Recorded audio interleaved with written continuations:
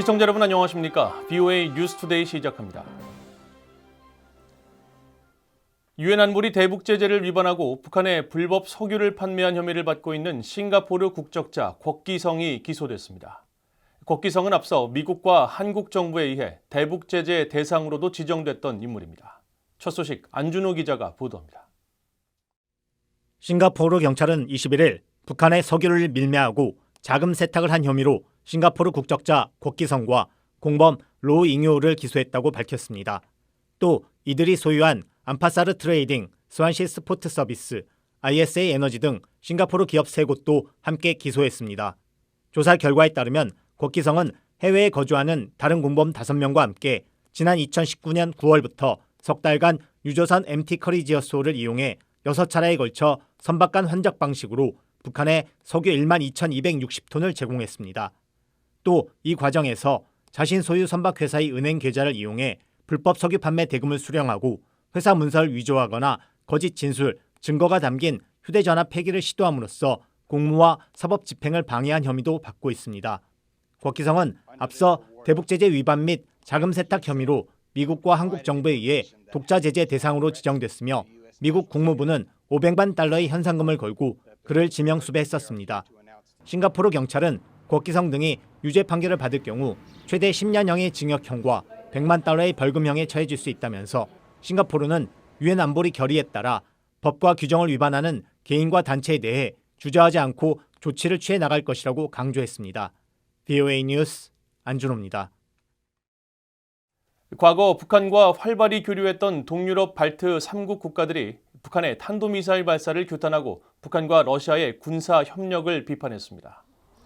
북한과 수교를 맺고 있는 리투아니아 정부는 20일 BOA에 최근 북한의 이딴 탄도미사일 발사와 관련해 리투아니아는 유엔 안보리 결의를 무책임하게 무시하는 북한의 도발을 강력히 규탄한다고 밝혔습니다. 이어 북한의 ICBM 발사는 영내 및 국제 평화와 안보를 위협하는 행위라면서 북한은 불안정한 결과에 직면하게 될 것이라고 경고했습니다. 라트비아 정부도 북한의 최근 이딴 탄도미사일 발사를 강력히 규탄하면서 북한의 기록적인 수의 탄도미사일 발사는 불법적인 핵과 탄도미사일 능력 개발과 다양화 의지를 보여주는 것이라고 비판했습니다. 에스토니아 외무부 대변인은 이날 BOA에 러시아의 전쟁에 탄약을 지원하는 것은 무책임하고 국제법에 위배된다면서 북러 군사협력을 비판하고 유럽연합이 제재를 하고 제3국을 통한 우회로를 막아야 한다고 강조했습니다. 미국과 호주, 일본, 인도가 참여하는 4자 안보협력체 쿼드가 대테러 실무그룹 회의를 갖고 영내 위협과 인도태평양 협력 방안 등을 논의했습니다.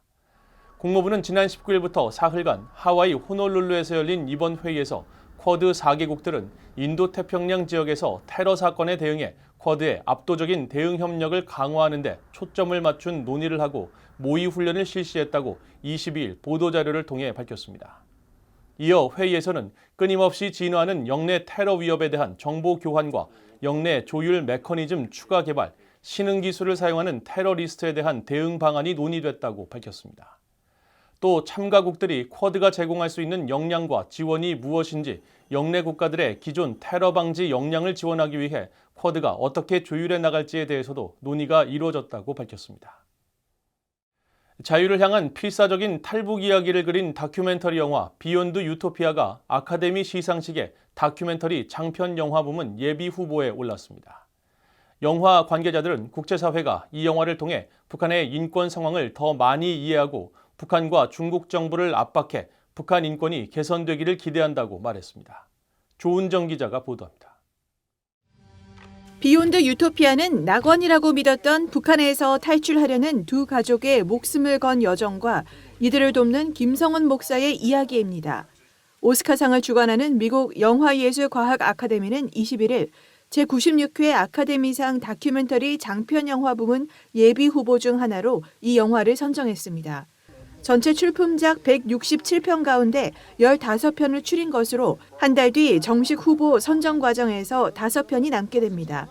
이 영화의 공동 프로듀서인 수미테리 전 백악관 국가안보회의 NSC 보좌관은 영화가 탈북민뿐 아니라 북한에 억류 중인 한국인과 납북자, 한국군 포로의 인권 개선을 향한 첫걸음이 되고 관객들에게 실제 북한에서 발생하는 심각한 인권 침해 실상을 알려 국제적 관심을 환기시키는 데도 기여할 것으로 기대했습니다.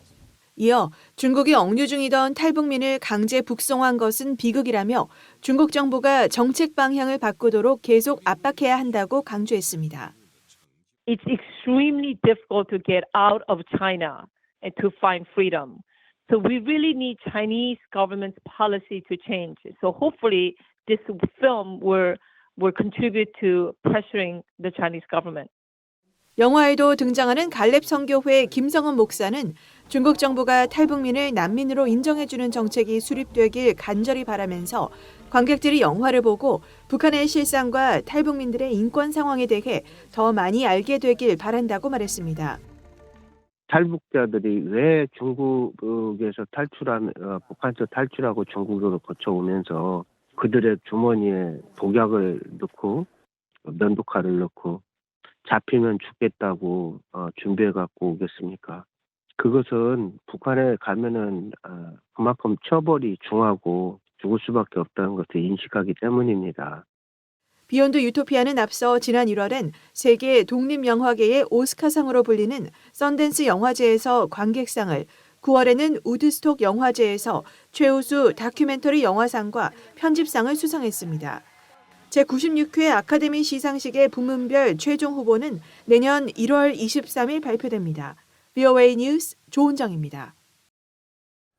북한 정권과 관련된 것으로 추정되는 해킹 조직이 정보기술 IT 업계 고용주를 가장해 취업 면접 시 악성 코드를 유포해 금전과 정보를 탈취했다고 미국의 사이버 위협 연구기관이 밝혔습니다.